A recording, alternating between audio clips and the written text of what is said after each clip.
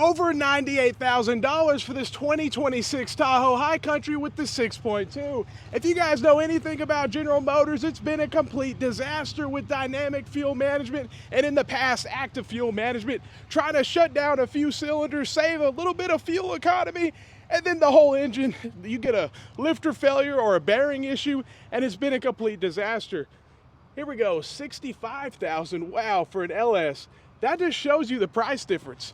This one's, that's insane. I mean, think about the increase just for some leather and some different wheels and trim and stuff. It's completely insane how expensive these things are and for the money you're paying. Look at this, $84,000, 2025 Tahoe.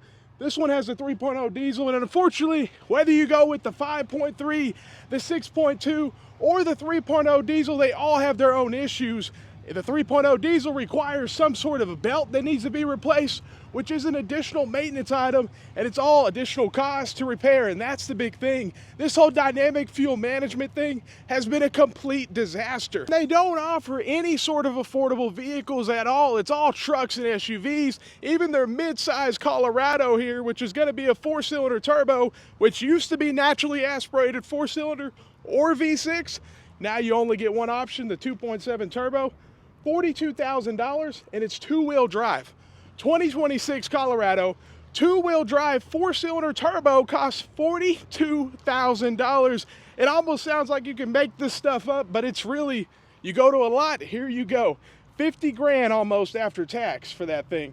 38,000, look at that, 2026, another 2-wheel drive, 2.7, and these prices are before tax. That's what a lot of people don't understand too. So it even goes up. You pay tax and everything. It's much higher. So these costs of these vehicles, even a mid-sized truck's 50 grand. This is the new Traverse that used to have a V6. Now it's going to be turbo. It's going to be a 4-cylinder. It's just the way everything's going. Let's see, 2026 Traverse. Let's see here, $47,000, 50 grand. And this is on the affordable side in General Motors. That's the crazy part. Oh no, do I see an addendum sticker? Let's see here, do I see an addendum sticker? Oh, this is another, so they did a dealer trade. This is what you gotta resist all and BS. Come on, get out of here, 47 grand. That's what you have to watch out for though. Whenever you see a dealership that has any sort of add-ons, that is a runaway sign right there.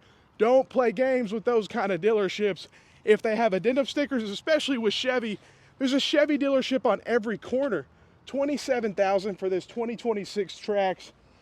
That's the most affordable vehicle on the lot. The problem is, I mean, reliability. Let's see, what kind of engine does it have? It's gonna be a very small 1.2 turbo. So what's the long-term reliability of that little 1.2 turbo? Probably not that long, you know, let's just be all reality. So 30 grand basically after you pay tags and everything. That's a lot of money for what it is, just to have all the issues, especially with General Motors / government motors.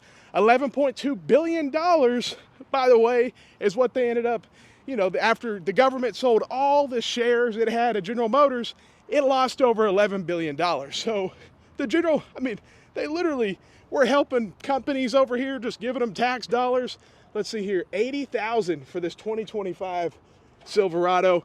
Surprisingly, majority of what we're seeing is 26. So this 25 is, you know, it's because it's a high country, super expensive luxury pickup truck. And people are like, I don't want no luxury pickup truck. But here's the deal. If you go to Ford, you won't even see but 1 or 2, maybe 2026s, but mostly 24s and 25s.